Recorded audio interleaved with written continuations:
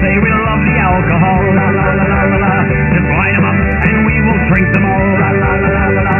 But my mother always said, if you want to drink all day, you best start in the morning, son, 'cause that's the Irish way. We don't get drunk, we get awesome. Every other mother will agree. We don't get drunk, we get awesome. So order up around for you and me.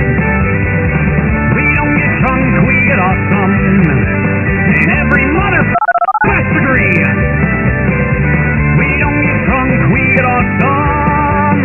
So order up around for you and me, and you and me, and you and me. Let there be whiskey. Hey, everybody! Welcome to Nerds with Alcohol. I'm Chris. I'm Russ. And this is episode 176. 176, back in our respective nerd basements, guys. This is, again, our continuing broadcast via the quarantine, results from the quarantine. And I don't know, I'm having a good time so far. I hope you guys are too. I am too. Happy Star Wars Day, a day late. Yes, absolutely. It is May the 5th, Cinco de Mayo. Revenge of the 5th. Revenge of the 5th, right, exactly. Yesterday was, of course, May the 4th, as in May the 4th be with you. And, it's quickly becoming one of my favorite holidays. Yeah, mine too. It's unfortunate that is one of the kind of the drags, one of the biggest drags about the quarantine is, not being able to be around your friends. Yep. And Star Wars Day is quickly becoming that, where you get together and you watch Star Wars movies and or shows and or whatever. And for the last couple of years, there's been this huge party that's been thrown in the Detroit area called Space Dive. Yep. And one of the concert venue, art spaces in the area. It's called the Tangent Gallery at the Hastings Street Ballroom and Tangent Gallery. It's on Hastings Street and Milwaukee, in Detroit. And they pretty much transform the space into the cantina, the Tatooine, the Mos Eisley Cantina. And it is this awesome party, man. People just come out decked out in all of their Star Wars gear, and the place just gets packed, and it's really fucking cool. And unfortunately, we weren't able to have that party this year, and that's a real bummer because I was really kind of looking forward to it this season. Yeah, I was actually hoping that maybe I'd get to go to it. One of these days, I'll actually get to go. It's a good time. It's definitely a really good time. I mean, some of my friends in the art community really just kind of pull out all the stops. It's really fucking cool. It looks cool as hell, and any chance to get dressed up as a Sith, just sure. It's the same group that puts together Theater Bazaar. Yeah. So a lot of the same people. So it's pretty great. What did you do Star Warsian yesterday? Lucasian? George Lucasian? I don't know, whatever. Star Warsian, I like that. Let's I fucked over a bunch of our fans. That's what, that's Lucasian. Lucasian. No. Okay. No, seriously. Actually, I didn't do a lot for Star Wars Day because I was really busy with work, and I'm on call this week. So even when I'm not at work, I'm at work. So it's one of those things where I wanted to watch Star Wars yesterday, but I just ran out of time. Just didn't have it. Plus, I've been really doing a lot with I did a lot yesterday with 3D printing, which I'll get into later. Yeah, I'm interested to hear how that's going. Yeah, it was yesterday was my first print day, so I was kind of excited about that. So I didn't get a chance to watch any Star Wars. I was even gonna start watching The Mandalorian again just to watch something, but I didn't get a chance to. I read a bunch of news that we'll get into later on about Star Wars, but not a whole lot Star Wars wise. Okay. I actually dove into, I was like, you know what, I'm going to watch something Star Warsian that I've never seen before. So originally I was like, well, first I watched, there's a thing on Disney Plus now, It's basically about a lot of the behind the scenes stuff. I guess they're doing, I think, a show detailing like the making of the Mandalorian and everything. And so the first episode was them basically just all the directors from the show getting together and roundtabling it and talking about their experiences. So, Bryce Dallas Howard and Taika Waititi and John Favreau was there, and then the showrunners basically, and then the couple of directors, and it was pretty cool. It was a really kind of a cool thing because they all really very much expressed how much they loved the medium.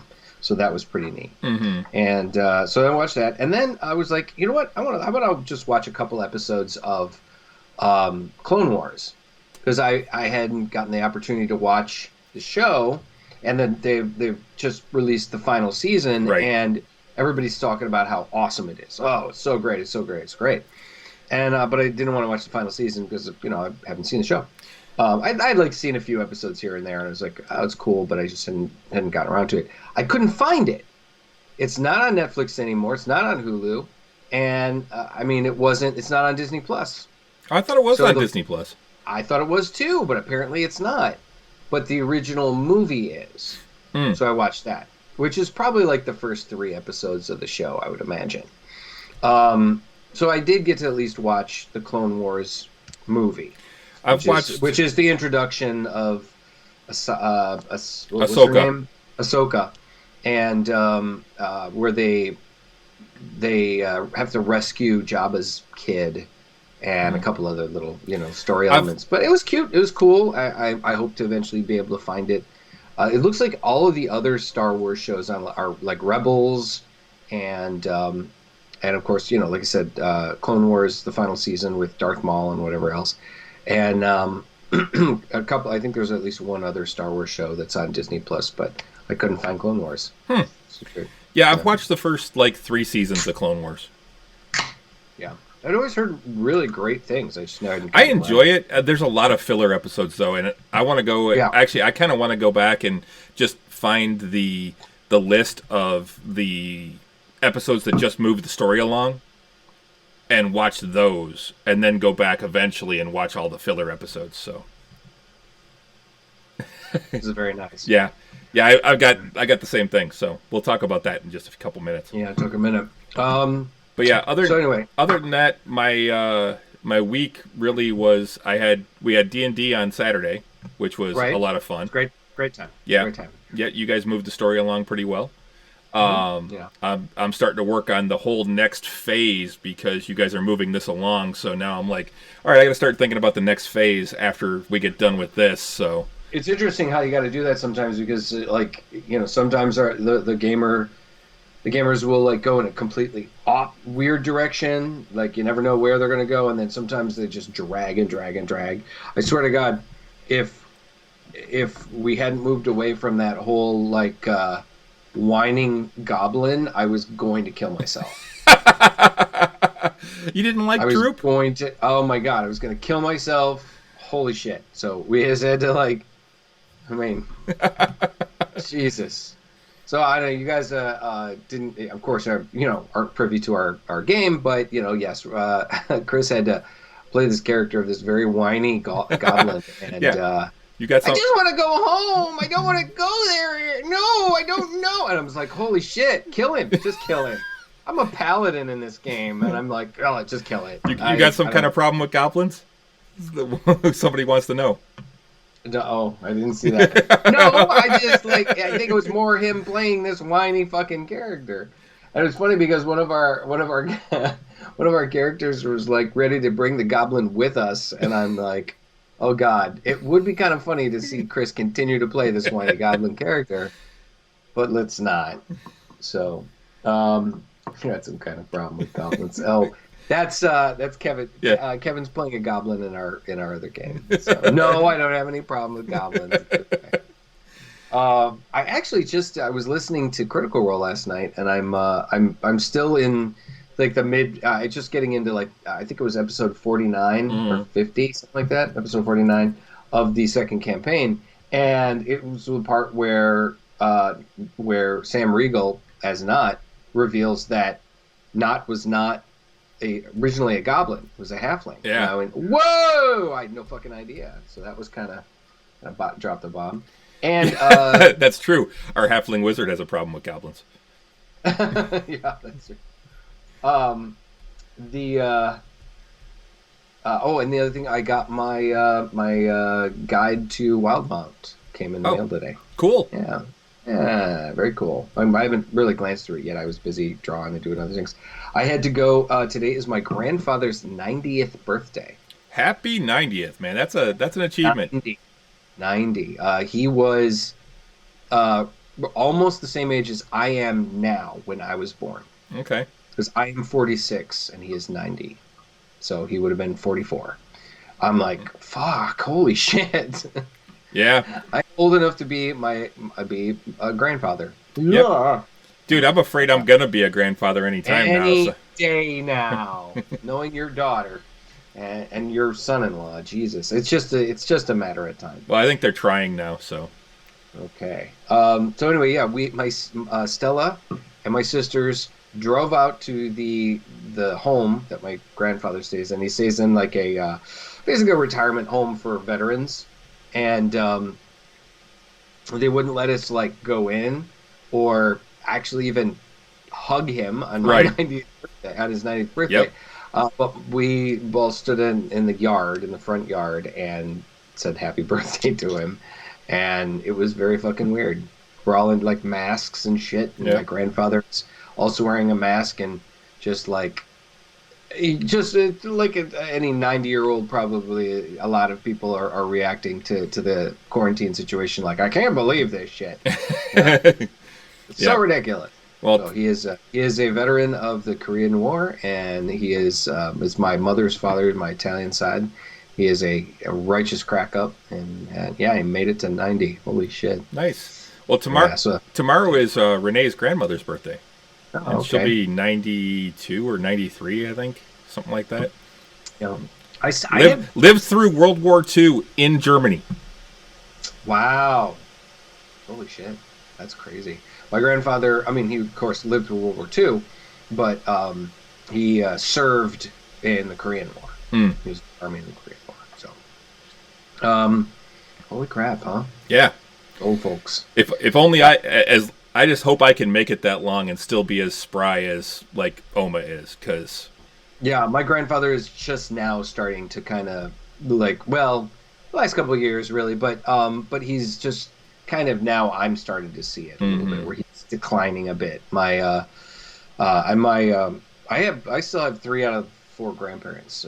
They're all in their 90s, and the Vanessa side, they're both living in Florida, and my grandmother is now starting to kind of decline, but my grandfather is still doing pretty good, and then my other grandfather is all right, but he once again starting to decline. So yeah, I lost the last of my grandparents several years ago.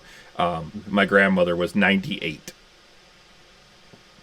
Wow. Yeah, my great grandmother made it to like 98. So, I know, it's crazy. Yep. I mean, hell, if I can make it that long and still have my faculties. Yeah, this is the big thing. Make sure that I still got this. So my brain and my dick. Those are the two that I really want to maintain. Keep those working well. Those are the two. Oh, Renee says it's 91. I thought it was 90, at least 92, but. Okay, 91. Gotta be those genes. Yeah. Gotta like those genes. Exactly. Thanks, CD. So, what else? I don't know. That was about it, really, for me. Yeah. Like, I mean, once again, living in quarantine, it's just kind of playing video games, trying to get some drawing in, watching TV shows. It's day. Yeah, it's day. It's not Tuesday. It's not Wednesday. It's day. Just day. Well, time has no meaning, and it doesn't matter what day it is. It's just like fucked up. The only thing that's got me, the only like scheduled shit I gotta do is doing the unemployment every other Monday. That's like that's it. So I don't know, whatever.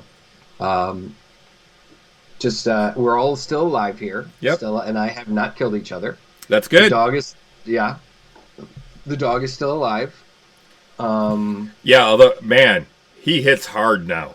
Holy shit. I mean, he hit hard before, Oh, it's so But funny. Yeah, so you guys didn't. Chris swung by my last week. We noticed I was having some audio problems, and so Chris swung it by and dropped off the snowball mic for me to use until the I get first the mic we used for the this first mic, yeah, for this for podcast. this podcast, and it still does pretty great. Yep. You know, I have a new headset coming tomorrow, actually, but so he dropped it off. Dresden ran out the front door like. I stood Was on the so stood on the happy to see me. Yeah. So I mean, he said, stood on the front porch, and I'm like, Dresden, and he just looked at me, and he looked at you, and he looked at me, and he looked at you, and he said, "Fuck it," and ran down the porch to get to you, like, you little motherfucker. And yeah, it looks like he nutted you. Oh no, he hit me in the stomach actually. Oh, He jumped up and his head thumped right into my gut. He's a big boy. Oh yeah, he's like, strong. But then he almost pulled me off laid his right feet. down to get pettings. Yeah. He didn't try running anywhere. He just laid down, rolled over, said, "Rub my belly." And then I clicked a lead on him, and just about pulled me off my feet. Yeah, so, I saw that. Just Thought you were gonna dislocate your shoulder. Crazy strong, that dog. It really is. And I mean, it's funny. Like just the other day, like we were in the backyard hanging out, and the grass in the back's getting a little long in a few places, and speak of the devil, and he just likes to roll around in the tall grass and like pull the grass up with his teeth and just like throw it in the air, essentially. I've got grass in my mouth now. So did you just come in from outside? Yeah, he's kind of chilly. So anyway, yeah, it's an adventure. He's thankfully still alive. But thanks, Stella. Stella just took him outside. So I don't know. I guess we should move on. What are you drinking? I am drinking, I believe, the same thing that you are, which we is are both drinking it. Yes, the new newly formulated or newly reformulated strawberry mead from Bee Nectar. Holy shit, man! It is a lovely red color. Yeah, and it definitely has a very strawberry smell. It does, yeah, but it's not an overwhelmingly strawberry taste. No, it's got the strawberry, but it's not like that cloying sweetness. Exactly. It's actually got a really good balance of sweetness. And the strawberry comes in at the end too. So I mean, it does kind of come up. You got strawberry at the beginning, but then it really comes in as real strawberry at the end.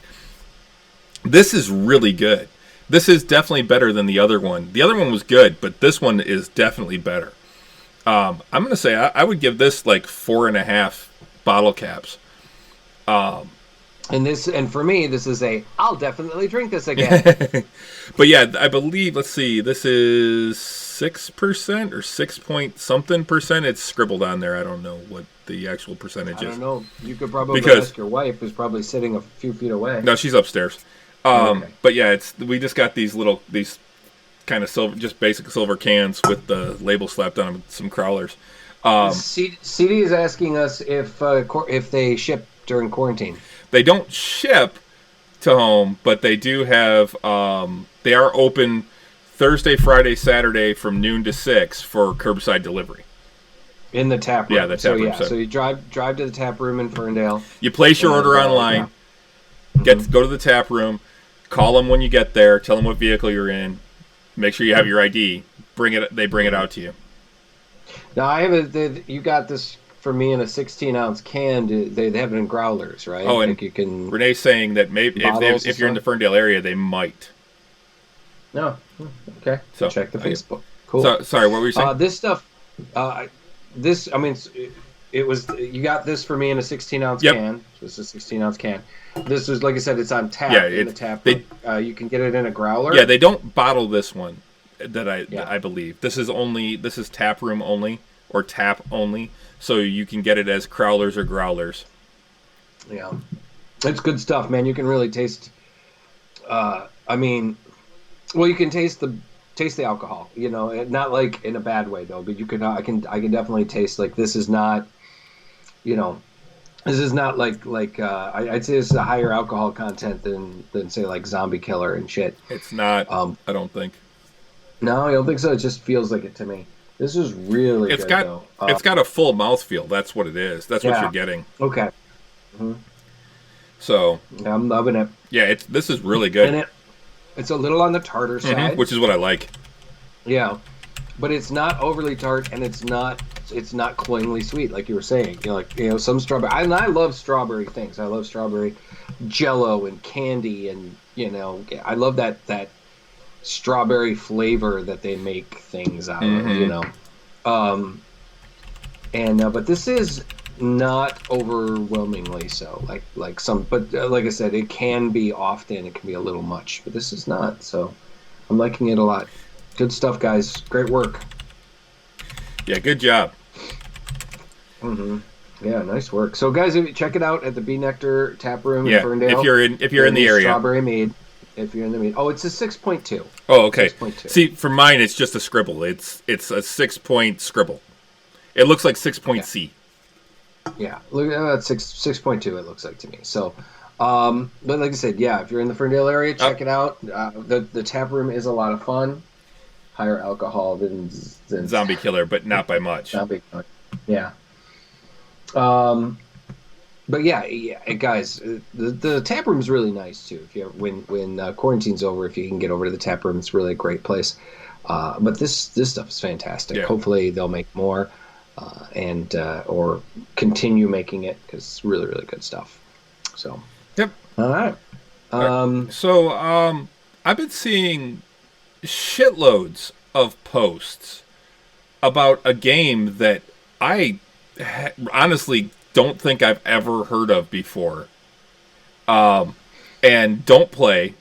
I think I'm one of maybe a dozen people on the planet that aren't playing this right now, from what I'm seeing on Twitter and if you've Facebook. got a Switch. Well, yeah, you have to have a Switch. yeah. It's but Animal Crossing has become the new huge hit, trending game. I don't actually own a Switch. I'm not a huge Nintendo fan anymore. I was back in the day, but even then I was more of a Sega guy than a Nintendo guy.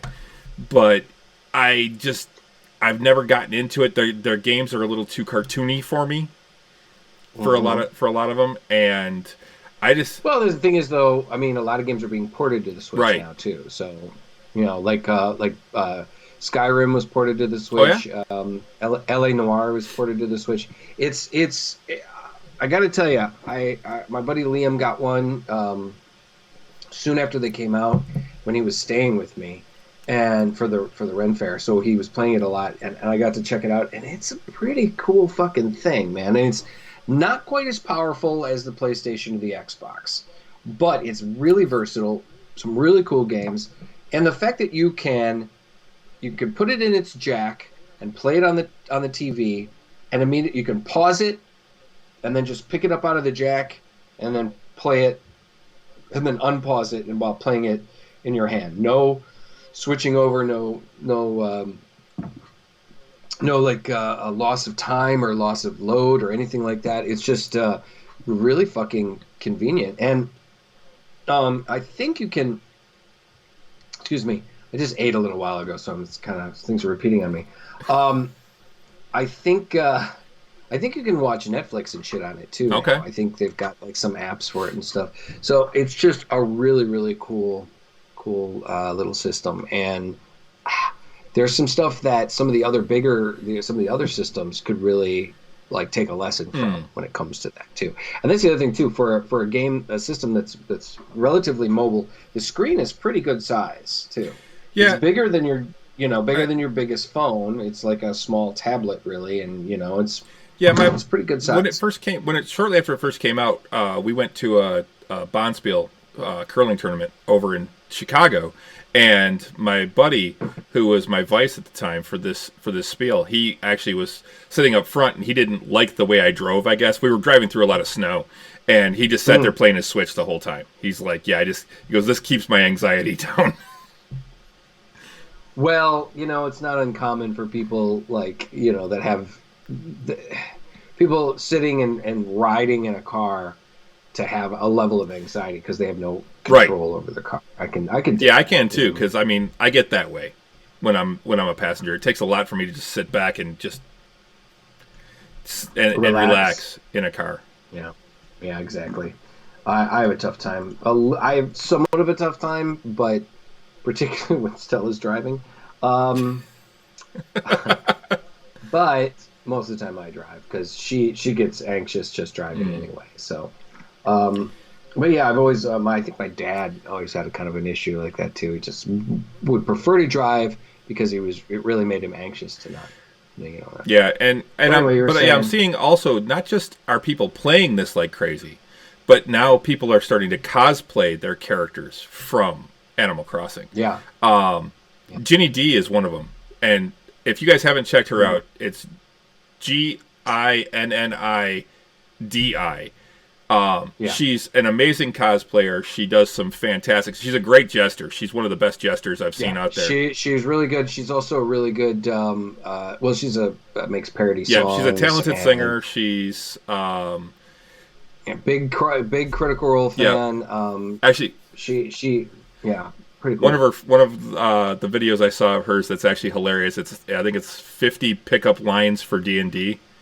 Yeah. Oh my God, it's so goddamn funny.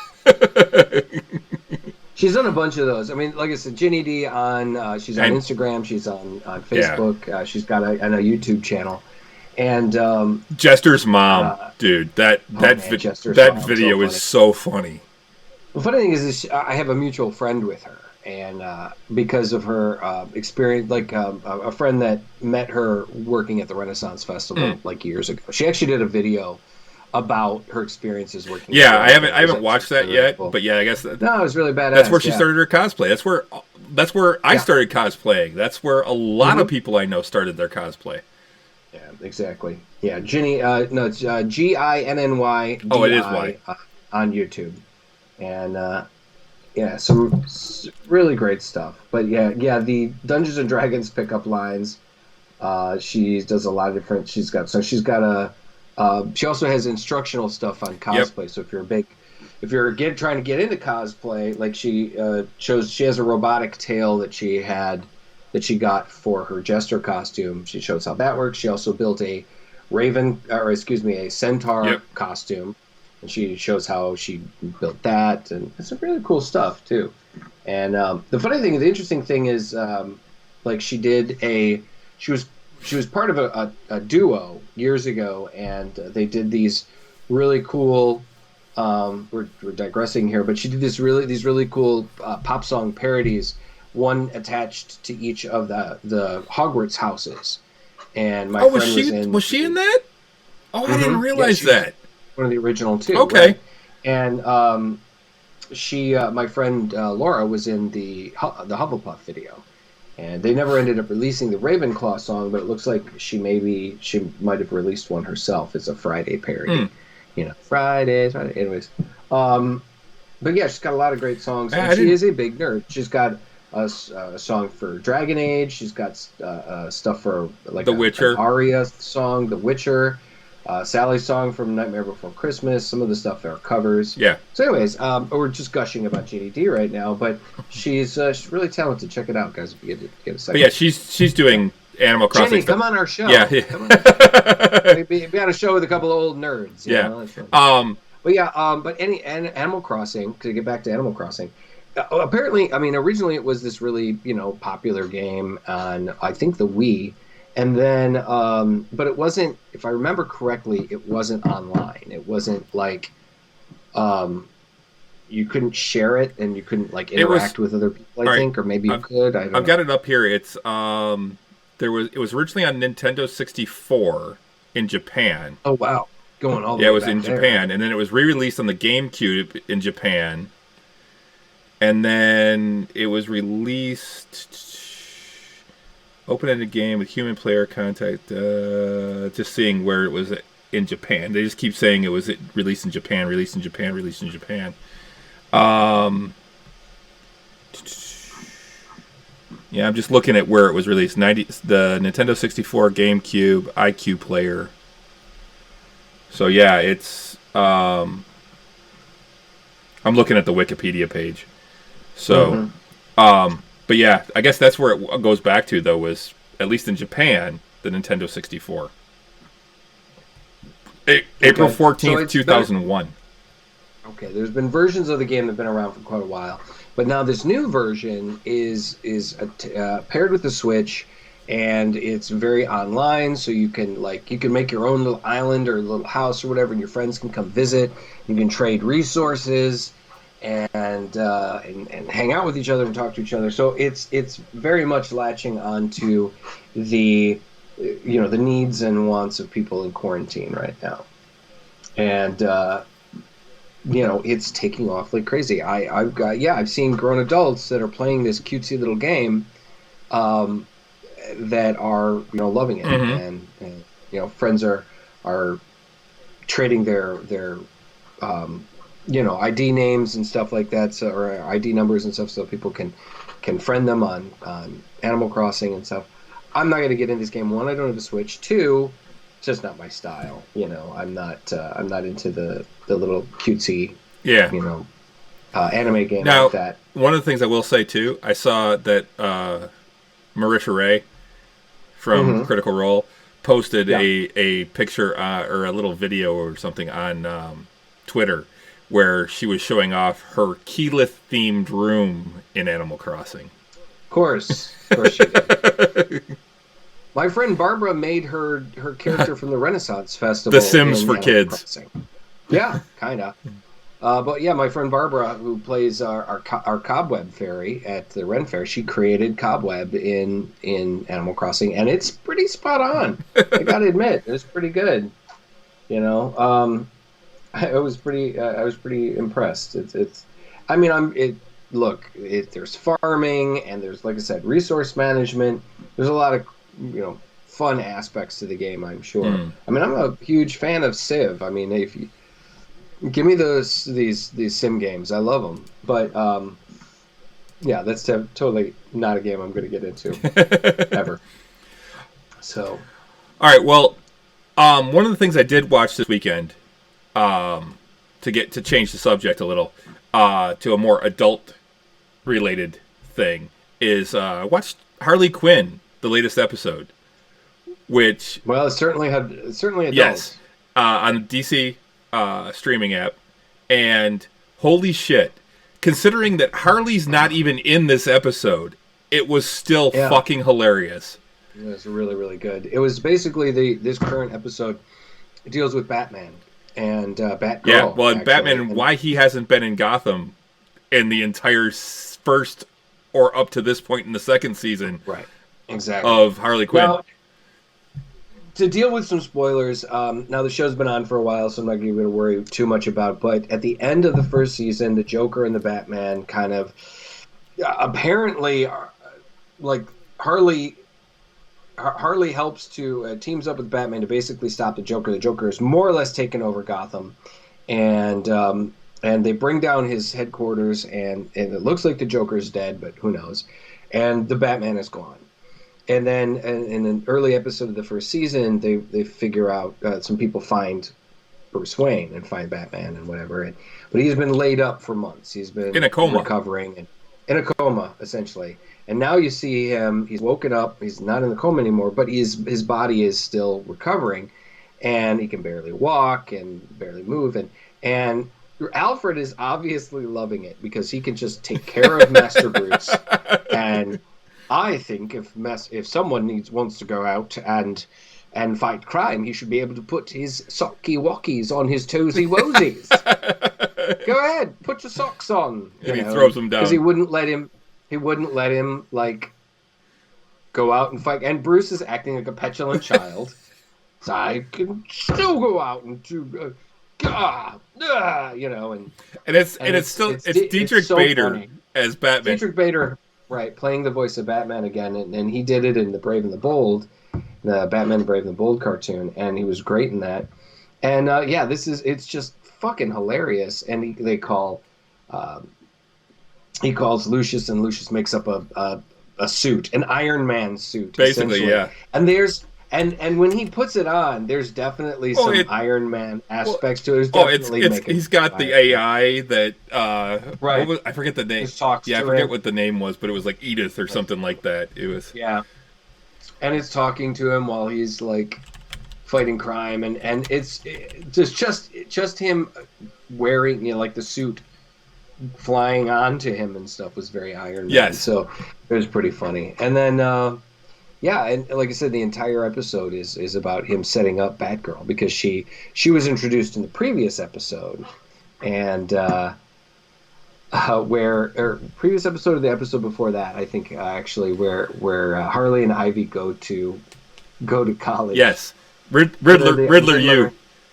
Right, because that's the thing when the Joker died, the other Bat villains carved up Gotham, and staked out their various territories, and the Riddler took over the university, and so Ivy and Harley go undercover with Clayface who has changed himself into a co-ed, and I mean it. And he comes up with the elaborate backstory for her, and he always comes up with backstories for the characters he plays because he's an actor, And it was funny because I remember reading an article about it. This show is definitely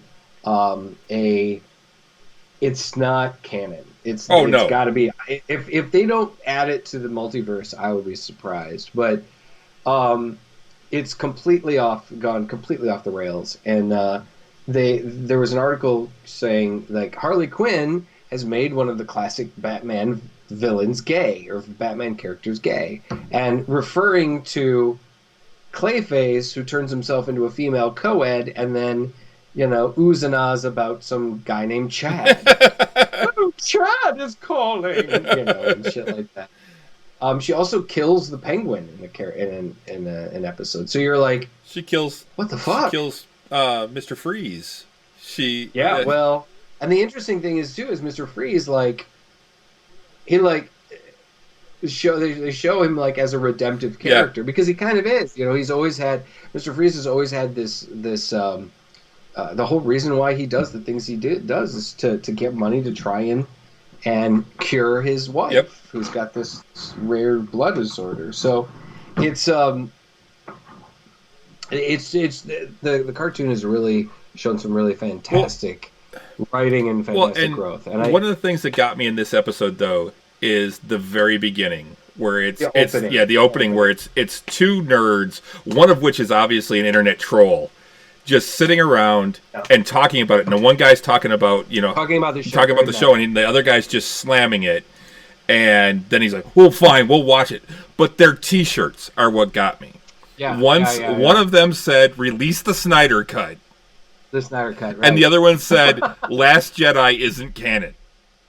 Oh my God! Right? Yeah, I saw that. It's like one of them was I should own one shirt and you should own the other. I mean, it was crazy. It was so fucking funny, but it was very meta. And they read the preview review of it, and they're like, because the one guy's going on and on about just negative shit about Harley, and it says that the whole episode just deals with Batman, and he goes, "Oh. Well, I guess we could kind of watch it, and then it shows it at the end where they loved it, and the show is really, really good. I mean, honestly, the DC streaming service is really, really turning out some quality product. Well, and the thing is, and it's stuff that not just the big fans are going to dig. You can people that like Rick and Morty could probably really get into to Harley Quinn because it's mature animated comedy. Well, I mean, mature, I guess it's not really a great, it's adult animated comedy. It's immature adult animated comedy. And it's just really, really fantastic. Well, and the thing that gets me too is just the voices, the people who do the voices on there. I mean, you got Kaylee Cuoco, who's doing the voice of Harley. And her sister is doing the voice of Batgirl. Yeah, Brianna Cuoco, which I was watching it and I'm like, that sounds a lot like Kaylee Cuoco. I'm like, who the hell is doing Batgirl's voice? Is she doing that one now? And I looked it up and I'm like, oh no, it's Brianna. But you got Diedrich Bader doing Batman. Tisha Campbell-Martin does a voice. Phil Lamar is Lucius Fox. Giancarlo Esposito, who was the villain in The Mandalorian. Mm. He's that that very Yes. recognizable actor. So- He's Lex Luthor. Oh, okay, yeah. Yeah, he does Lex Luthor. Well, Christopher Maloney is Oh. Gordon. Bruce I would Gordon. never pick that. I For, can't pick that voice out with the way he does him. Yeah, he's Jim Gordon, and it's really funny because, like, I've been watching a lot of SVU lately, just kind of, binging it on Hulu, particularly when I'm doing other things. Like, I'll have some, if I'm drawing and I don't want to have something I really got to pay attention to. And I've always liked SVU, and I've always liked Chris Maloney. It was like Stabler is one of my favorite characters on that show. And I also saw, just as a side note, a quick. I saw that there's a possibility of him creating an SVU spinoff of his character, Elliot Stabler. I actually never watched. I never Bringing him watched back SVU. because I watched Law and Order yeah. like crazy, but I never watched SVU.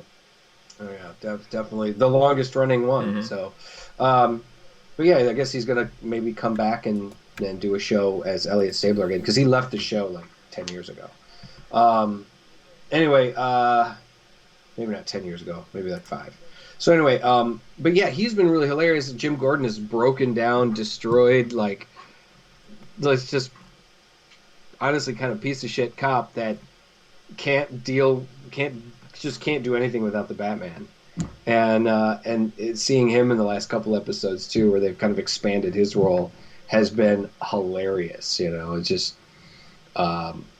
really, really, yeah. The voice cast on this show is fantastic. And if you do look at the IMDb page, there's a lot of actors that do like just a cameo that you're like, I didn't expect that. Mm-hmm.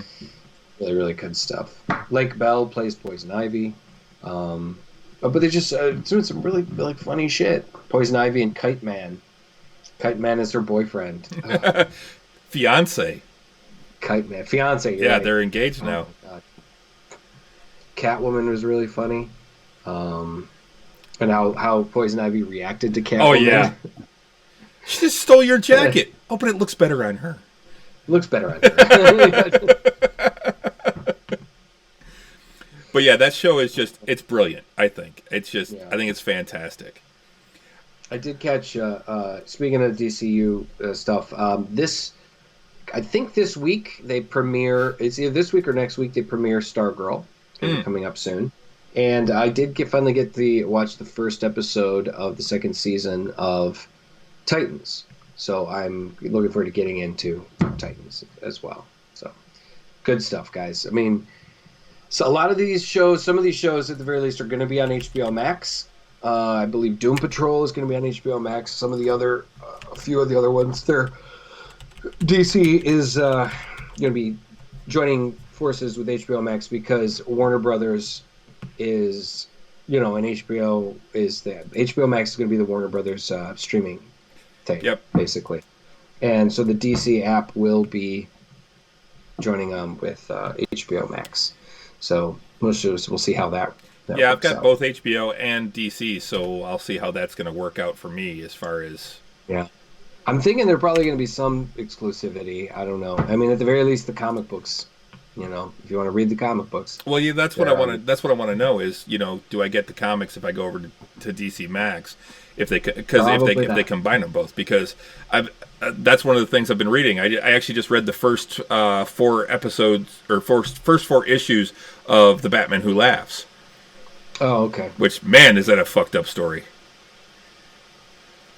I don't care for it. I don't like that character at all. The Batman Who Laughs. It was an interesting one-off. It would have been interesting if he had been just part of Metal and then done. Well, but no. Yeah, this is actually both the Batman Who Laughs and the Grim Knight, right? And both of which are interesting characters. But yeah, aside from that, one of the things that I've been doing, and I'm actually looking at it right now, is I have started 3D printing, which I mentioned a couple weeks ago. Right. And so I have had one successful print. My first print, pulling it up right now, was actually successful. Cool. Just a little cube. It printed successfully, and then I went to actually print something today, and it failed. It basically fell off of the it pulled off of the test bed or the bed as it was going up and stuck to the FEP. So I actually I have to go back and redo that. I didn't want it printing right now because this mic will pick up a mouse fart in the next county.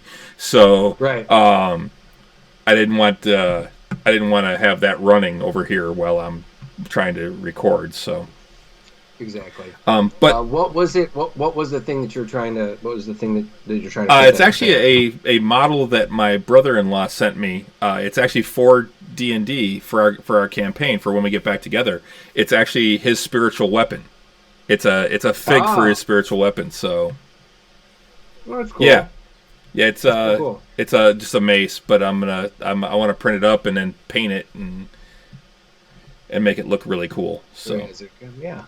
Yeah. I mean, we had apparently Hero Forge is doing a special this month. Like I think it's like $6.99 Yep. or $5.99. $5.99. You can $5.99. You can. They will send you. You can design your character, and they will send you the specs and whatnot, so you can have it printed yourself, as opposed to them printing. Yep. So if you want to do that, do Maricaris and get me the file, and I'll print it out for you. Yeah, that'd be cool. I did it with my Minotaur that's in my buddy's campaign, and I'm gonna actually print him out again.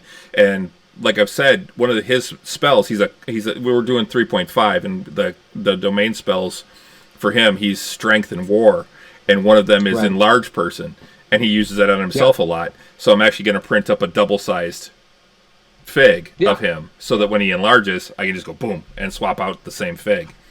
Just twice the size. Cool. The other thing is with this, I can do different types of resin. So I can do like clear resin, and I can do things like what Matt Mercer does, so that if you guys all have your characters, I can just print them out in clear resin, and if you go invisible, I can just swap the fig out to show that you're invisible. That's going above and beyond, but it's pretty cool. So yeah, that was my next question. Like, what kind of, I know that you can print in different mediums and stuff, and this new 3D printer that you got, you can swap out different kinds of medium. Yep. You can, do resin. You can do plastic. It's all resin. It's all a resin. It's all resin printer, but it's different colors and different types of resin that I can do. Right. So right now, the one that I got to start off with is gray. Just because it's one that I think is easy, and from what I've been reading now, it can get kind of brittle, which I had a friend of a friend print out a fig of my Minotaur, and I dropped it once, and his one arm just snapped right off. So I got to try and super glue that back on. I just haven't done it yet. But okay. But yeah, it's so I that's one of the things I have to worry about, and I'm looking into some more flexible resins that they say you can use, and you can even mix and match those types of things. Okay. So yeah, that would make sense. I mean, you print out part of it, and then in one kind of resin, and then swap out the material and print out the rest of it in another kind of resin. I haven't looked into that yet. I mean, like I said, I'm just getting started, so I mean, I've tried 2 prints so far, and the prints take 4 to 5 hours each. Even for like a D&D size mini, it takes about 4 hours and 15 minutes to print. But now, do you have to do any kind of cleanup on it after it's done? Yes. Do you got to get the flashing off or sand it a little bit? So or there's a bunch of supports. So basically, anything that is going to be free floating has to have a support built for it. So like this, the mace that I was doing, it kind of curls up and over, and so you got the base here, and then as it starts to curl up, you just got a bunch of supports that build up to support all the different areas, so that as it starts building up there, before it can build on itself, it will start. It'll give it something to build off of, because you can't just have it floating in space, right? Because there has to be something to support it. So that cube that I showed, that actually that's one, the way that they designed that, it actually builds on itself. There were no supports needed. so I didn't have to clean that one up at all. But a lot of any of the figs, I'm gonna have to do clean up. Like I did my Minotaur and did all the supports on him, and there is a shit ton of cleanup that I have to do on him. So, but that's just part of it. So I mean, I've got a whole toolkit that I bought it's a bunch of different X-Actos, a bunch of different other craft knives, some close snips to actually cut the edges of them, things like that. And a lot of them, they say, you know, depending on how you do them, you can actually just get in there with the close snips and you're fine, because a lot of it is hidden. The other thing is you could use that. You could use some jeweler's files and stuff like that. Some high. They actually say some high grit sandpaper, like 220 sandpaper. You can just use that too, because it'll smooth it right out. So yeah, and then they say primer actually hides a lot of impurities. Sure. I mean, like I said, I mean, I think eventually it's going to get to the point where everybody has one of these, like at least a little one. You know, something they can like. You need a little, you know, little doodad, little widget or whatever for something. You print it out. You know, you download the thing and you can print it out and just have it. Yeah.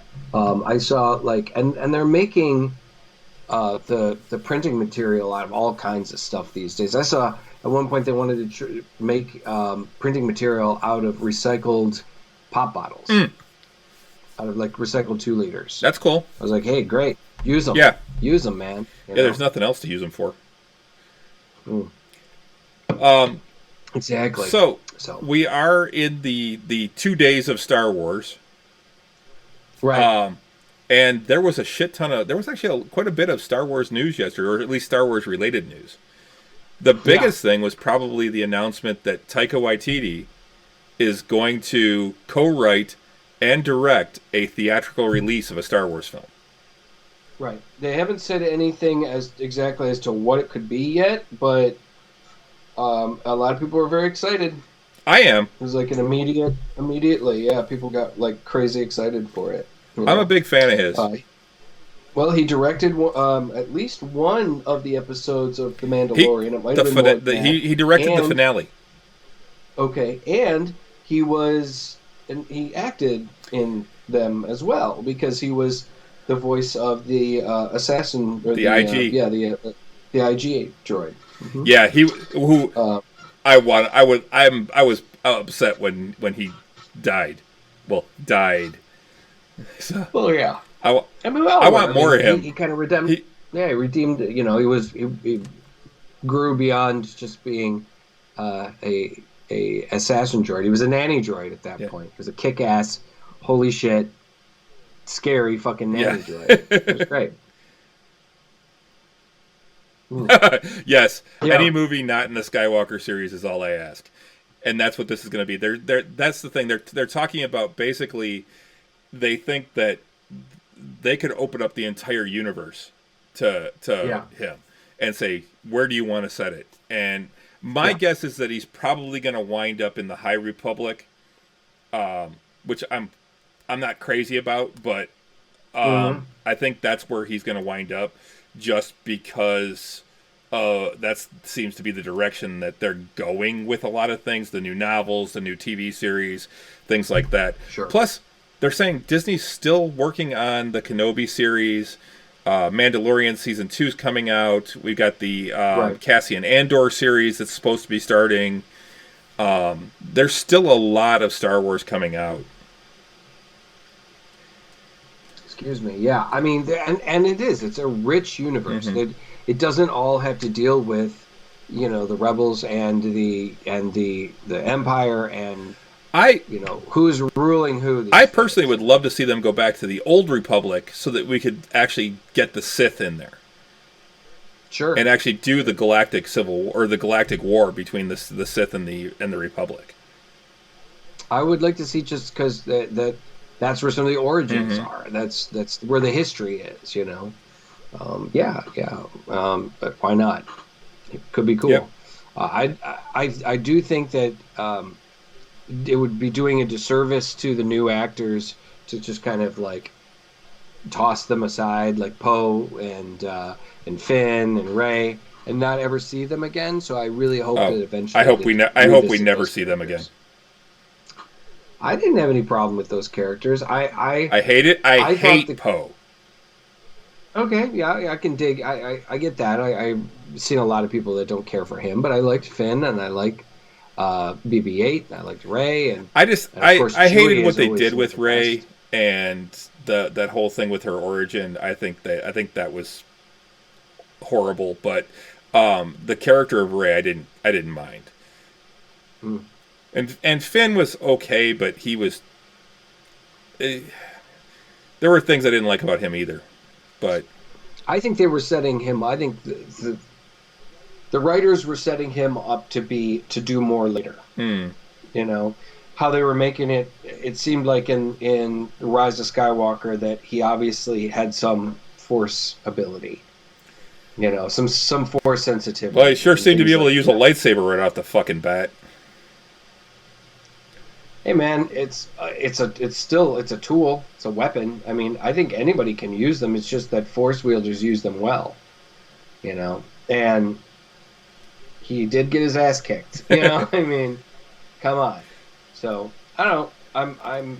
Oh, and I don't take as hard a line on it as there's you do, also but still talk that Rian Johnson is going to have another Star Wars movie, which I can't fucking stand. That dude should never be allowed near Star Wars ever again. yes, we're all very aware of your opinion of Ryan Johnson. I Fuck him. think I think if anybody I think if they were to give him another chance, it would be a big mistake. I do too. He obviously showed that he did his own thing, wanted to do his own thing, and he did, and it pissed off a lot of people. So I think that's I wouldn't put too much weight on that rumor because that guy pissed off a lot of people. Yeah, but I haven't seen a movie derided as much since Phantom Menace. the Last Jedi isn't canon. That one. That the whole thing with the shirt. That's Uh-huh. That it's canon, man. You just got to deal with it. Just got to deal with it. they need to do is say that these last three movies were just legends and bring back the fucking books as canon. Well, I wouldn't hurt I wouldn't hate that. I wouldn't hate that, man. Recast Luke, Leia, and Han, Yep. and just recast them, man. It's not the big fucking deal. I mean, we've been recasting, iconic characters since James Bond. It's not I mean, since before that. the one thing I will say that they did out of all of the newer movies, one of the best casting decisions was recasting Lando Calrissian as is it Daniel Glover? I always forget what his first name is. Yeah, Or David Glover. yeah. Because it's Donald. Yes, Donald. Because Danny Glover is from Lethal Weapon, and that's what I always get him. I always get the names confused. I don't get the actors confused, So do but I I. get the names confused. Donald Glover, yes. Well, it's Donald Glover. Well, what were they going to do? What were they going to do? Have Billy D play him? Well, no, but just, but I mean, euthanize him, make him younger with computer generation. no, but I mean, can't that's the fucking thing. I think that was the greatest recast that they've done. Yeah. That was do that. fantastic. That's great. Even the guy that played Han was okay, but I mean, he wasn't great. Wait, great. I don't think Solo was as bad as a lot of people made it out to be. Not at all. I enjoyed Solo a great deal. I thought it was a lot of fun. I thought it was a fun heist movie that was set in the Star Wars universe. It showed a side of Star Wars that we didn't get to see all that much. I really enjoyed it a great deal. Yeah. I think people need to relax. I mean, it was not terrible. It had its issues. It had some problems, but it was all right. What else? So yeah, there was a lot of Star Wars. I mean, if you perused Instagram yesterday, there was every Instagram model that I ran across had some kind of Star Wars themed model shot or something. There was a lot of artists I knew that were like, "Hey, look at this drawing of Han Solo that I did! Yay!" Yesterday was definitely the day for that kind of stuff. Well, and in some Star Wars related news, along with one of my other current favorite shows. Mark Hamill is going to make an appearance on What We Do in the Shadows. What We Do in Shadows. Yeah, he's going to be playing a rival vampire or enemy vampire of Laszlo's, and a master vampire that scares the crap out of Laszlo or something. He looks like he's all like a very cheesy vampire too. The way way over the top, like which they do on that show.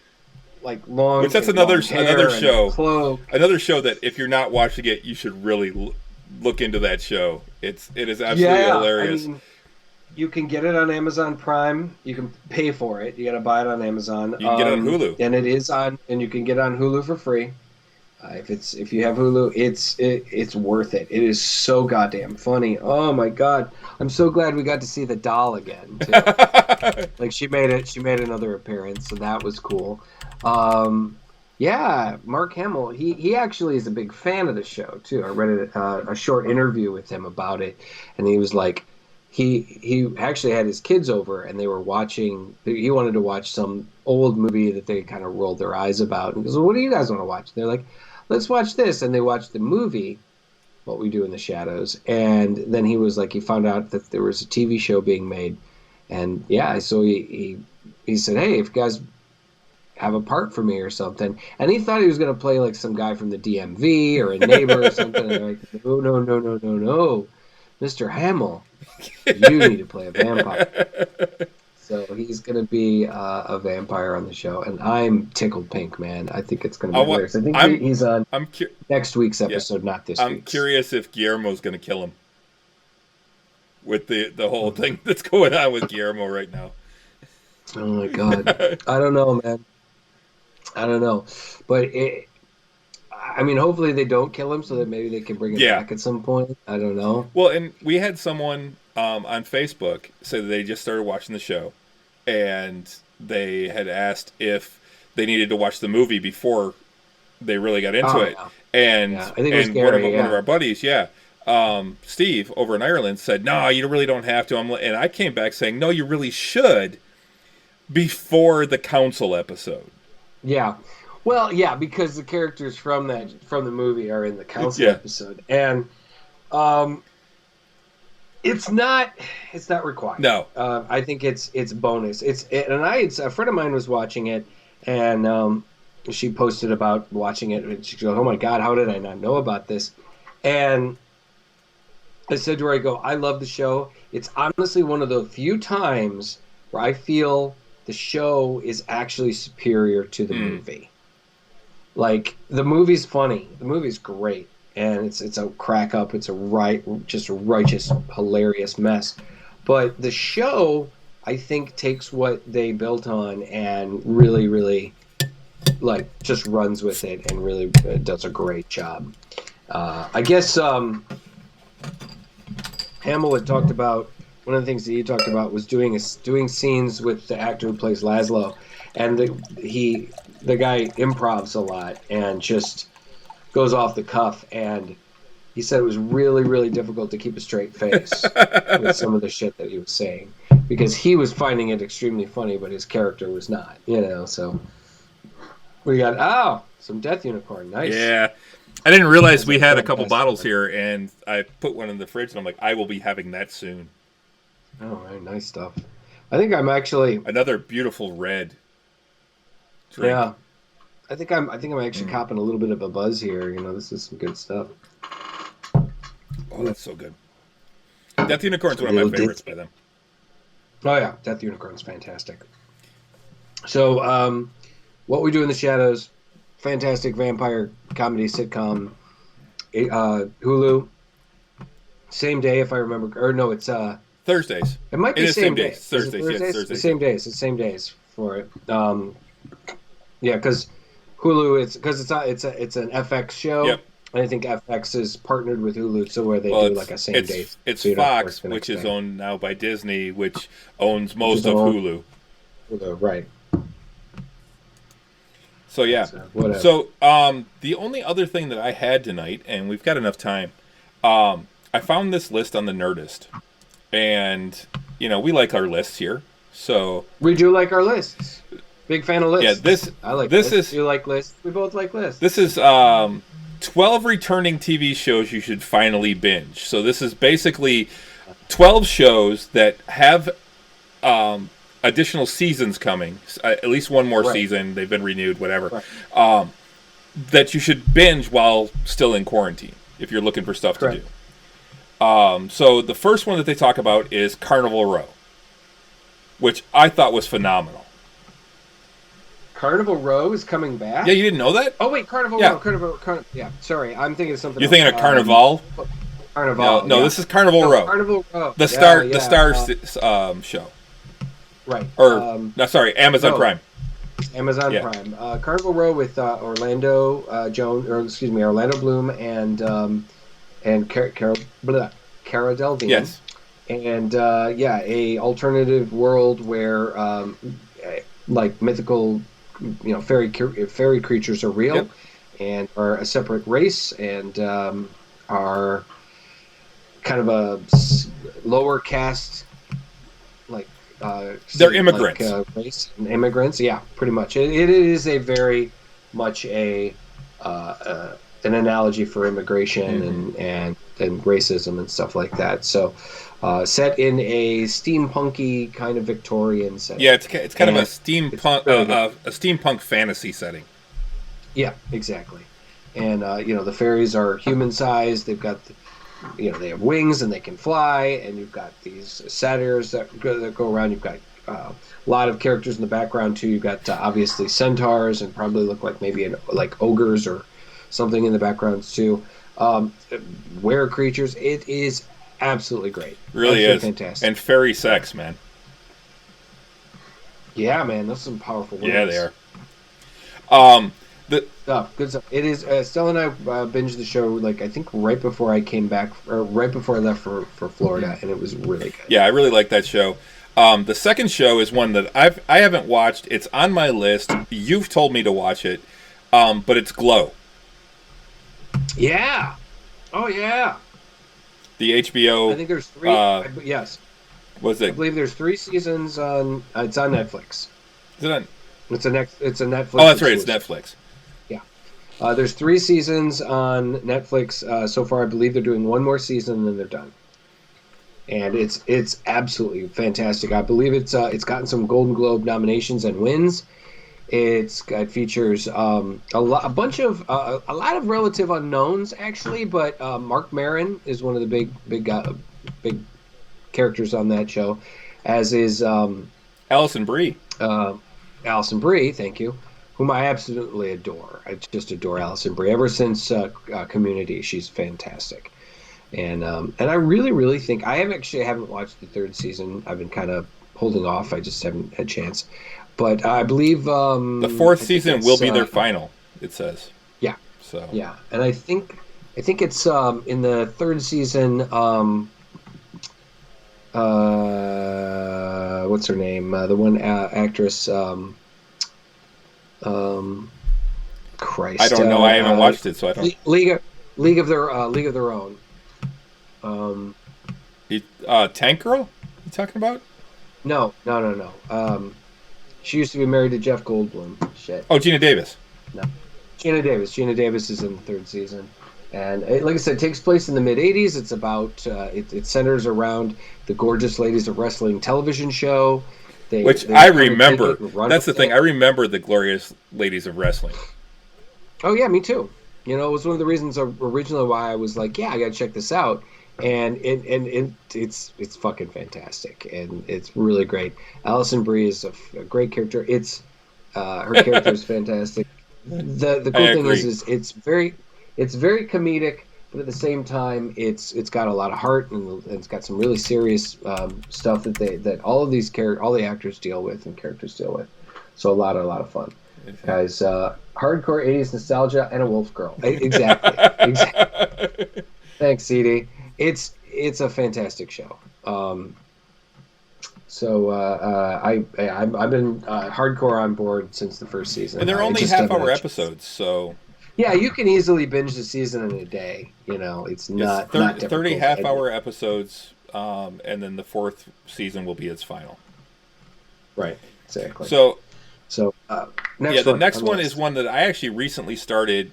I'm only like maybe halfway through the first season, and I can see it's got potential, but it's one of those where it's building, and I just haven't gotten into it. I've heard great things about it though, and that's Barry. You know, I just put that on my queue because for whatever reason, I don't know if this is a new thing or whatnot. I bought HBO on Amazon Prime, and now the HBO on my Hulu is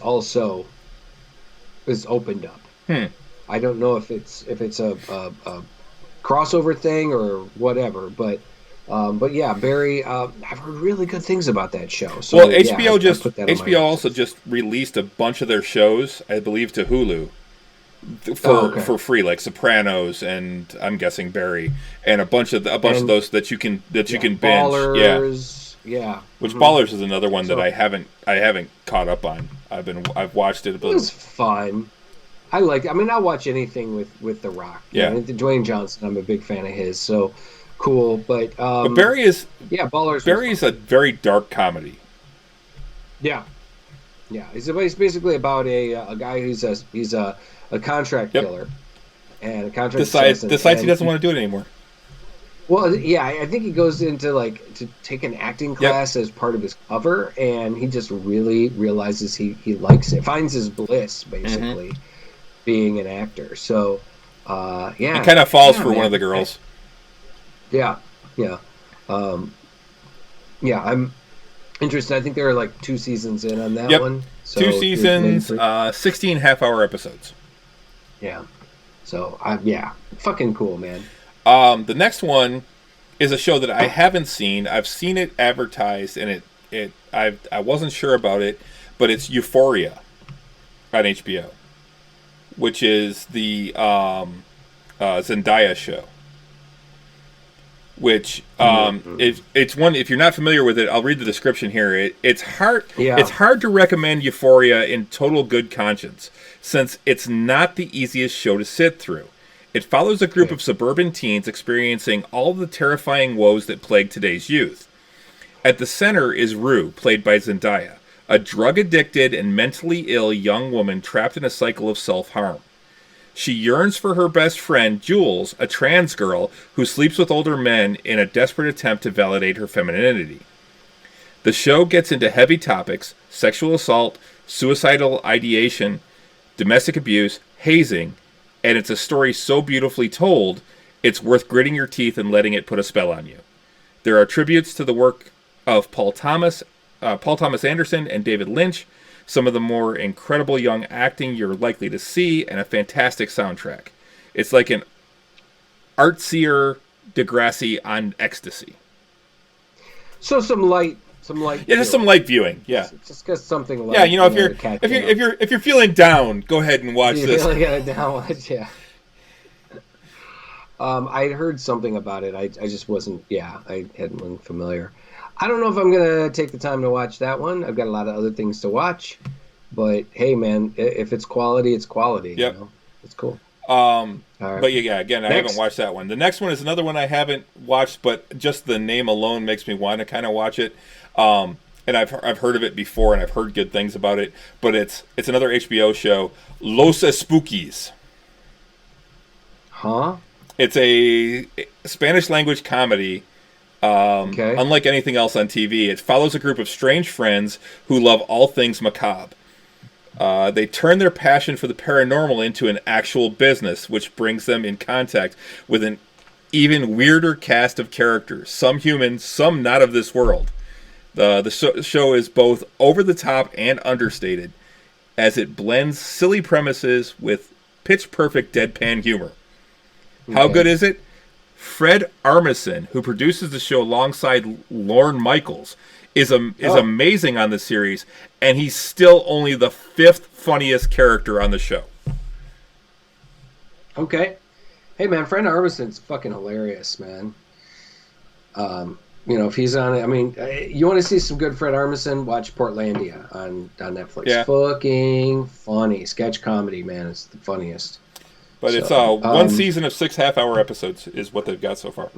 Okay, so that's the cool thing too about particularly a lot of things coming out of HBO and some of these other streaming services. Is there's shorter seasons, but there's some really funny stuff. Or some very intense stuff. It's just like I think if they keep them shorter, but the episodes are either because a lot of them don't have commercials. They're still longer. They're still about the same time, and I think they really pack it in there. They put there's not as much filler. Mm-hmm. I just watched. We got one more episode to watch in Avenue 5. Okay. And we're like 3 episodes in, and we're not sure still about that show. It's like it's different. It's got its moments. I gotta tell you, there are definitely times where it's kind of cringy, but there's some really funny. The problem is that the really funny shit seems to be like few and far between. With Hugh Laurie on there, he is a very talented comedic actor. If you ever watched like him and Stephen Fry together, they were fucking hilarious. Yeah, they were. And there were times on House, man.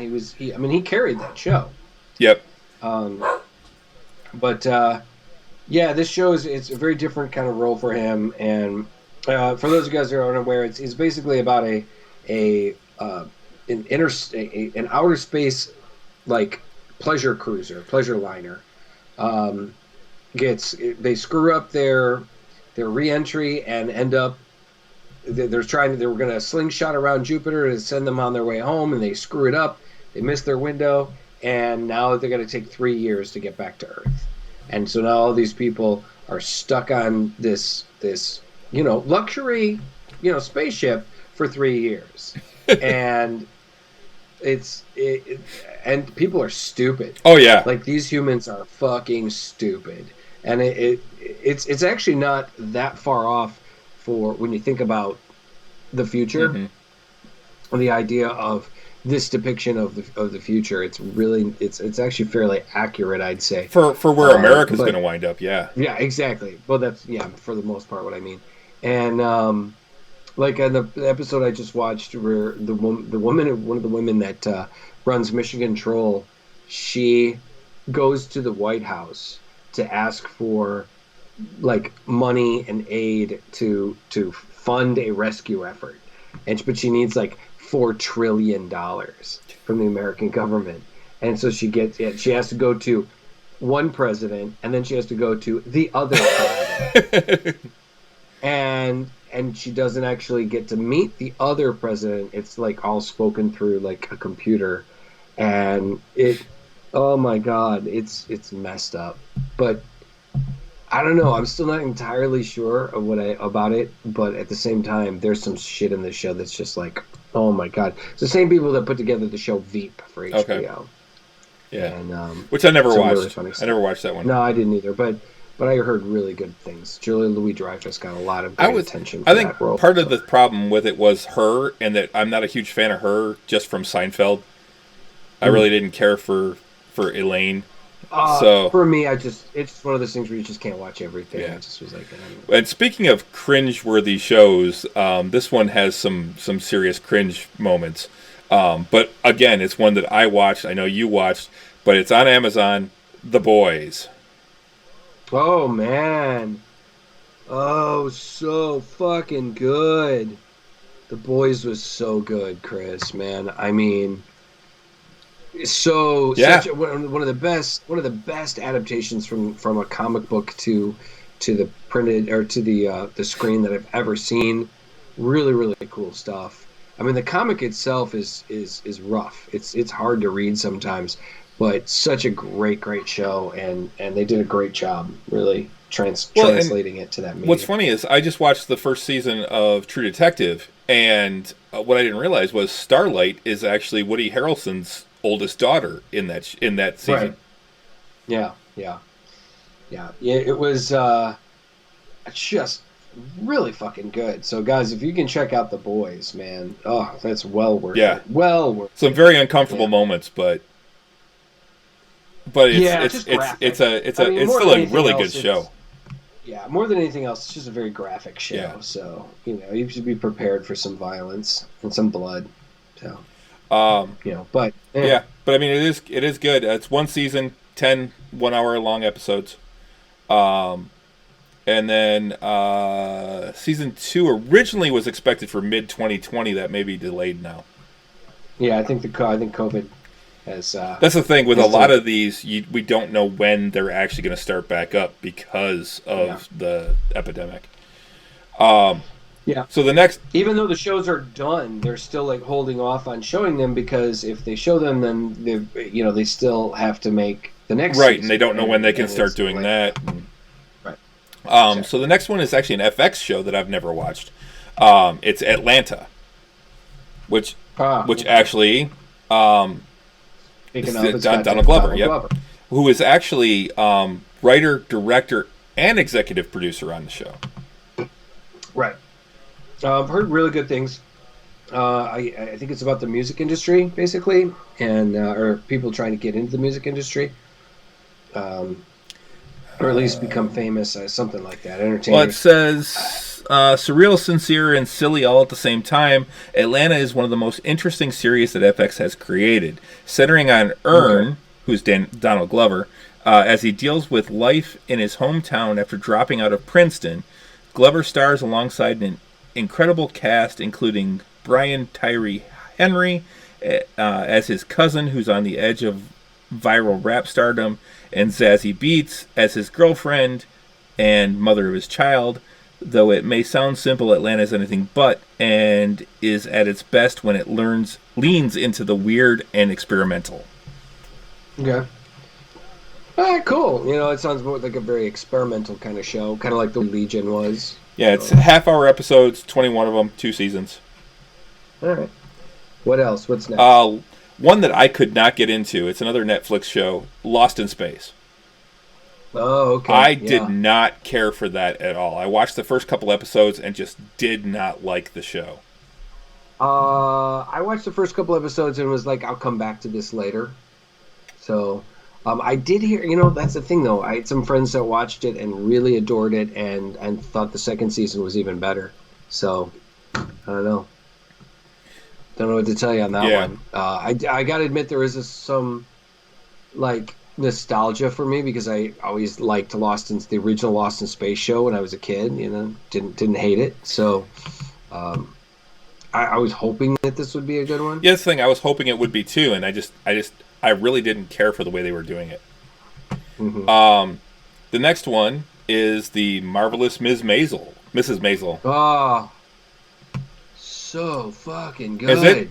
Listen, I got a friend that I got some friends that just watched it recently, and they're Jewish, and they were like, "Oh my God!" I was like watching an episode of my family gatherings and stuff. I mean, he could really.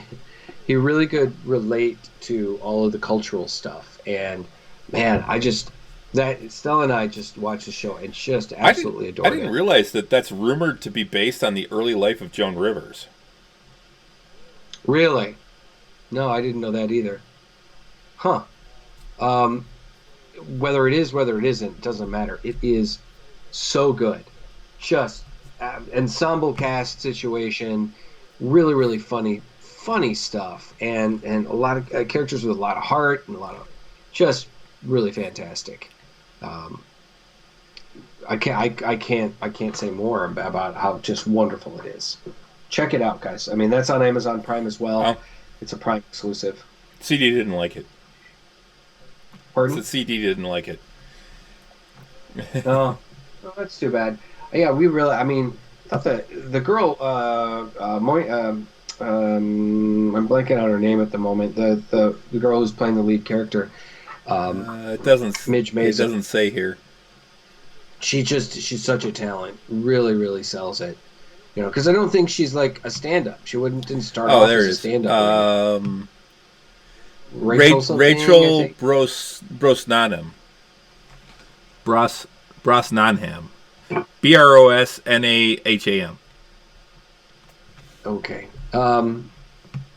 I think I've heard it. I think you're mangling that. Probably. Name. I can't remember how to Brosnahan myself. So Brosnahan.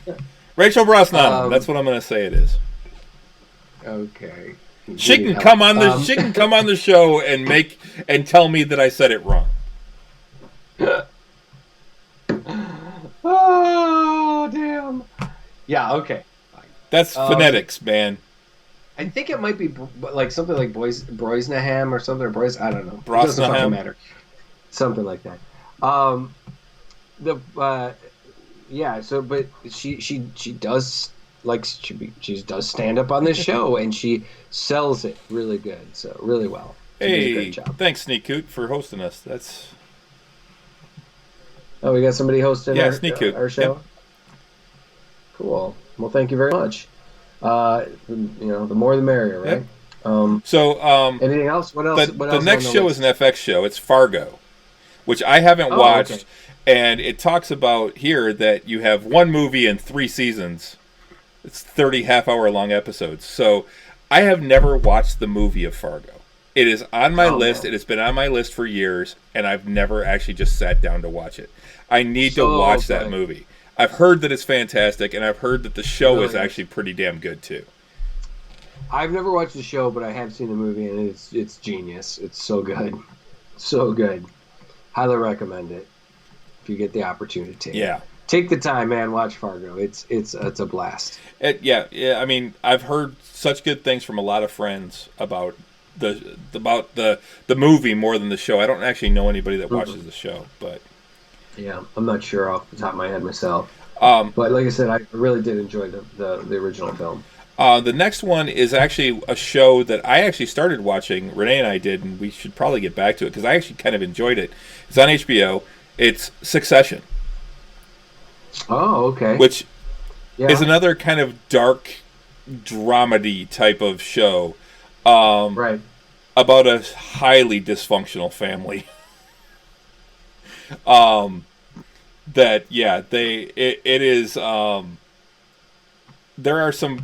cringeworthy parts in that show too. Yeah. Basically, the head of the patriarch of a huge company who says he's going to retire. He's going to pass on the company to his sons, and then decides not to retire. Yeah. And then the fallout. And then has a massive heart attack and winds up in ICU, and they're all trying to run the company, even though he hasn't actually handed it off to anyone.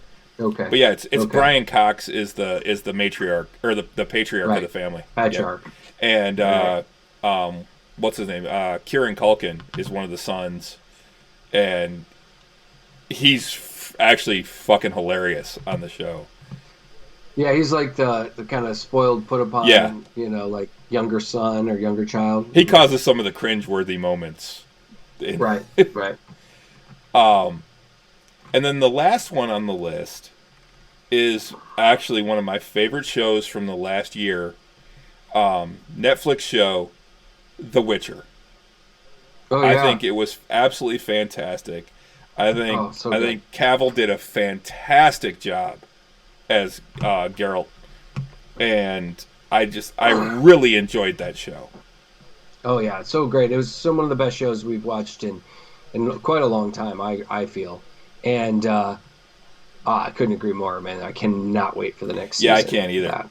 One season, 10 episodes right now, hour-long episodes. Mm-hmm. Absolutely worth it, I think. It was interesting too because I mean, surprisingly, there were a number of people that didn't get it.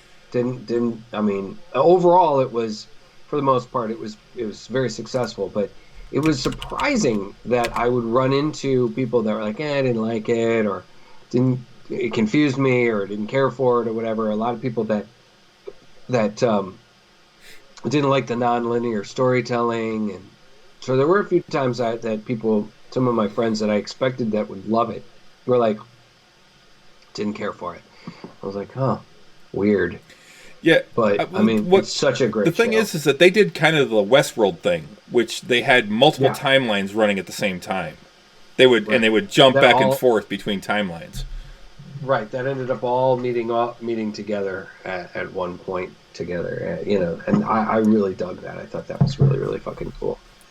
And it takes a little getting used to it first, but overall, I really enjoyed it. Really, really fun stuff. The Witcher just and you're right, Cavill just knocked it right out of the park, man. It was so He great. was so good, and and honestly, dude, seeing him do his painting, like his mini painting, on Instagram, it got me inspired to start painting again. Which that is really, really fucking cool. Yeah, I'm like, dude, you're a big nerd like me. Well, yeah, I mean that's literally a big nerd. The dude's a big guy. Yeah.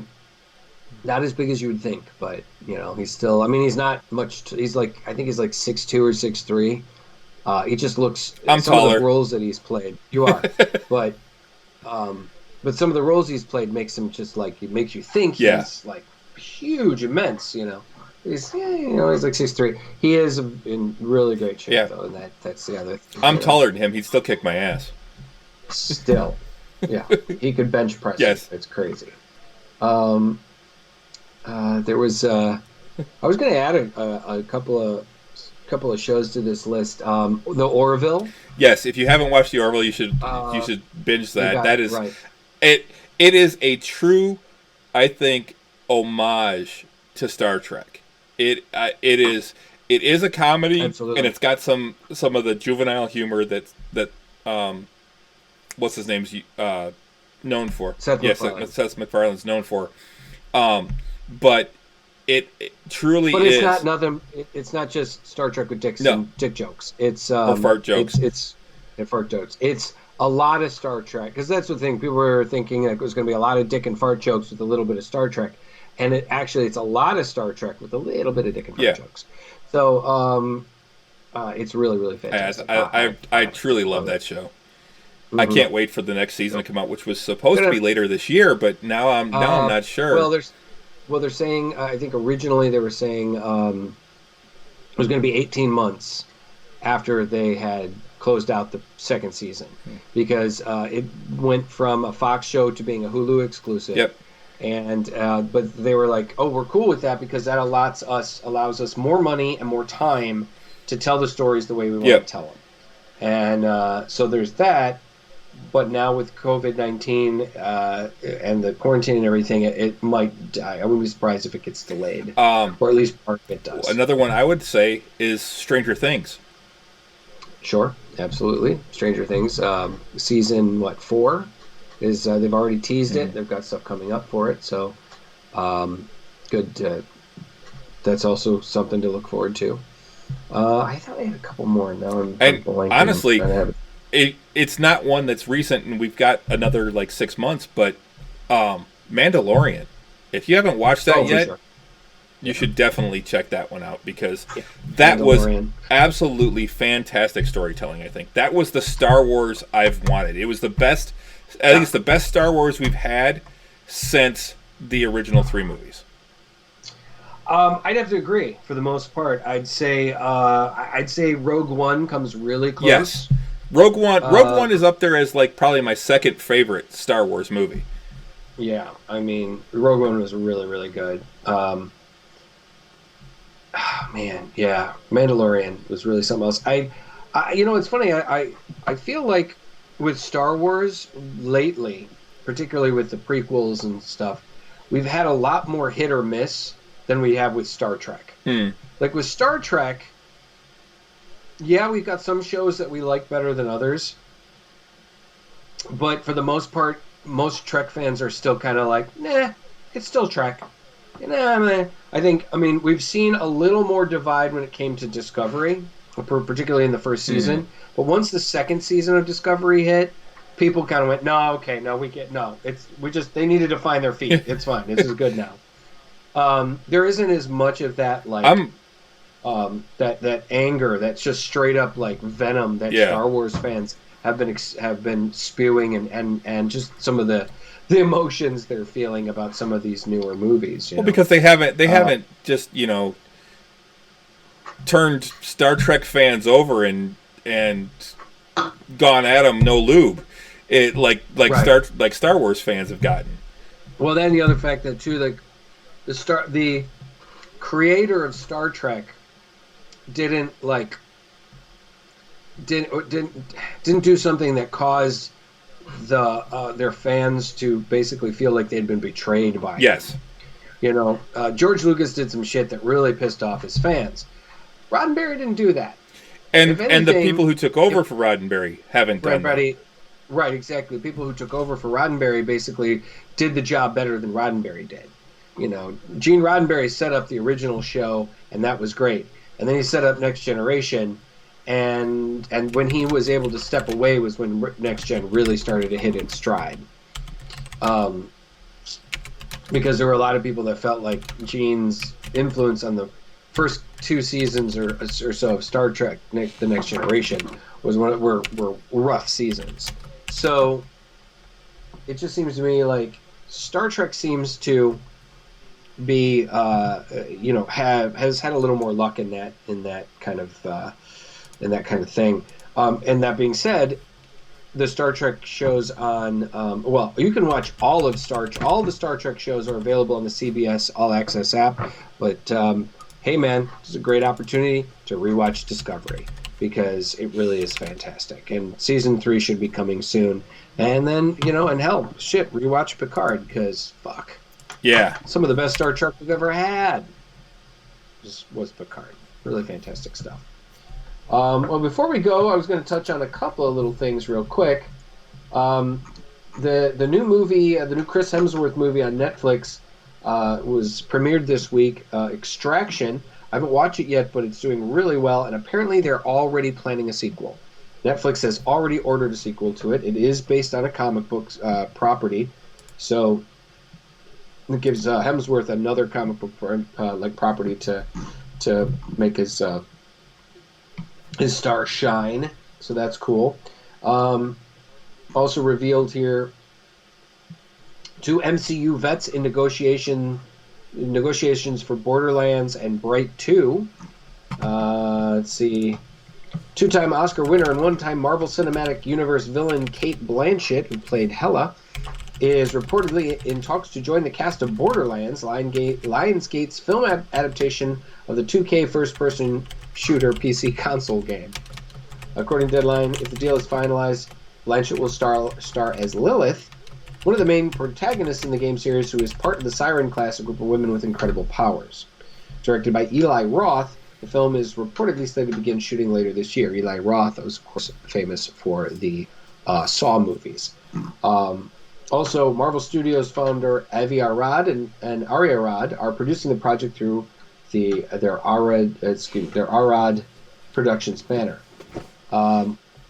Let's see, Luis Leterrier, who directed the original 2008 Incredible Hulk for Marvel Studios, Universal is reportedly in negotiations to direct Bright 2, a follow-up to Will Smith's 2017 sci-fi original Netflix film. That was directed by David Hayes. That was actually one I was just thinking about. Was when are we going to get the second Bright? Yeah, I was talking about that too just the other day with Stella. At the time, Bright was Netflix's most streamed original film, but has since been bypassed by several others, including most recently the new record holder Extraction, produced by the Russo brothers and starring Chris Hemsworth, which will also report into a sequel. So that's kind of cool. Louise Leterrier to direct the new Bright film. Mm-hmm. That was he was the one that, of course, directed the Ed Norton Incredible Hulk movie. So we've also some stuff coming up pretty much with DC Animated. The Justice League Dark Apocalypse War movie is coming out pretty soon, so that should be really great. It's going to be pretty much the sequel to the previous Justice League Dark animated film. We've also talked about Justice League Dark is kind of in the talk or in the news a little bit because they're working on a show for HBO Max, a live action show featuring some of these characters. So, this enormous team up is anchored by Superman, Constantine, and Raven, the latter being voiced by successful film actor Taissa Farmiga. Known for her roles in films like The Mule, her Broadway work with Ed Harris and Barry Child, and her stint on American Horror Story, Farmiga has provided the voice of Raven for DC for several years of animated films. She's also currently cast in HBO's highly anticipated project, The Gilded Age. So, could be cool. Yep. looking forward to that. They've also have cast a new Superman and a new Lois for these movies as well. I think we talked about those already in a previous show. Marvel is to resume new comics releases May 27th. So the end of the month, Marvel will be producing and releasing new comics. DC is supposed to start up, I believe, next week. Okay. But they're going to probably be releasing through a different distribution company than Diamond, because Diamond won't be opening up again until the end of the month. So this has been a big shakeup in the comic book industry. Yeah. There's a lot of, the DC Diamond exclusive era looks like it's going to end, and DC has been exclusively distributing through Diamond for 25 years now. So this is a big deal. A lot of things changing in the comic industry particularly when it comes to the distribution. Yep. Let's see. They've also talked about, because of the coronavirus, because of COVID-19, that many shows could potentially be changing the way they film fight scenes and love scenes to try and help to cut down on potential, contaminations and stuff. I read an article on Newsarama here about how the Arrowverse and the various shows of the CW will be potentially rethinking and redefining the way they film those kinds of scenes. The world is changing, man. World is a changing. I think last but surely not least, one of the things I kind of wanted to bring up, I posted a little thing on the Nerds with Alcohol page earlier this week. Stallone recently said in an interview that they are working on a sequel to the 1993 cult classic Demolition Man. Yeah. That was we know what the 3 seashells are from now. We know what they're from or for? Well, yeah, because there's a toilet paper shortage. Well, yeah. I just want them to explain how to use them. Because, yes, this goes to Stallone. I think that it's coming. When asked about a sequel, working on it right now with Warner Brothers, and it's looking fantastic. That should come out. It should happen. So, for those of you, if you guys haven't seen it, it's really a great kind of schlocky action film of the early 90s, starring Stallone and Wesley Snipes, who played the villain, and fucking over the top, way over the top. One of Sandra Bullock's earlier roles. I think she was just coming off of Speed at that point. It was right before Speed. Speed. Okay. She did this one, and then I think she did Speed, and she had a really good same year. She had a really good year. I actually looked this up because it was all within the same year or so. So she got and Speed was the movie that kind of broke ground. Yeah. She had done a few things before then, and had some success, but Speed was the one that made her kind of a big deal. And then on top of it, and like I said, this one right before, Benjamin Bratt was also in the film. Rob Schneider was in the film, and of course Stallone. It's a really great movie, and it is cheese-tastic. It is, yeah. Dennis Leary is in it, and I think it's Jesse Ventura has a cameo in it. I think it's I love the whole the fast food wars. Taco Bell, Taco Bell, because they were the only ones to come out of the fast food wars. It's a really fantastic, really fantastic movie, and I'm dying to see a sequel. I think it'd be really great. I love movies like that where they do something where they obviously kind of set it up to the point where where there's world building, and now you got to wonder what happens next, because that's the thing. Well, at the end he's a whole man out of time thing too, because it's like 1997 when they put him in cryo sleep. Yeah, and he wakes up in the 2030s, and the world is very different, and it's just very, very interesting. You know what? You have been fined $1. Well, 1 credit for he gets fined for swearing, and they don't have sex normally because of the various diseases that came up that were sexually transmitted. So they have sex using like these thought transference helmets. And they don't have music really anymore. They sing, recycled like Commercials. jingles from commercials, and so funny. So he doesn't know about the 3 seashells. He doesn't know about this. Yeah. Yeah. Oh, you brought a toilet paper in there. Yeah. No fluid swaps. Jesus. But yeah, Christ. the whole thing with where he just walks up, he's like, "Fuck, shit, damn it, fuck." And he grabs all the tickets and he's like, "I'll be back." Yeah. Terrible. We should probably wrap things up. Yeah, we should probably wrap things up. Guys, thanks for joining us again today. Tell all your friends about us. This is our fifth show that we've streamed like this. I think it's going well. I'm enjoying myself. You're enjoying yourself. I think everybody else is enjoying themselves. And it's great to see people come back every week with the CD here.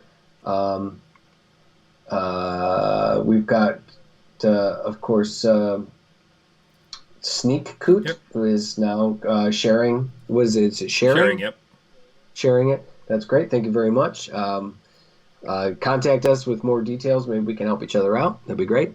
But in the meantime, guys, you can stream us or download our show on various. I guess I know Sneak Coot. Oh, okay. Great. You can find us on all the places you can find quality podcasting. Ladies and gentlemen, we are, of course, on iTunes. We're on the Google Play Store. We're on Spotify, Stitcher, iHeartRadio, radio.com. And, of course, you can stream us and download all of the episodes at least the audio part, on nerdswithalcoholshow.com. Also, don't forget Twitch and YouTube. And you can find us on most of the social medias. We are on Facebook, Nerds with Alcohol Show. We are on Twitter, @DrinkingNerds. Instagram, Drinking Nerds. We are on Untapped. Just search for Drinking Nerds, and send us a friend request, and we'll get you added. And then other than that, like Russ said, we are now streaming every Tuesday night, 8 o'clock p.m. on Twitch. Just Drinking Nerds on there. Yep. Absolutely. Looking at maybe doing a couple other things. I'm still playing around with the idea of letting people watch me get my ass kicked in MechWarrior, like on Friday nights. But we'll see how that goes. So this is all very new to me and to Chris and stuff. So we're figuring out Twitch, figuring out how things.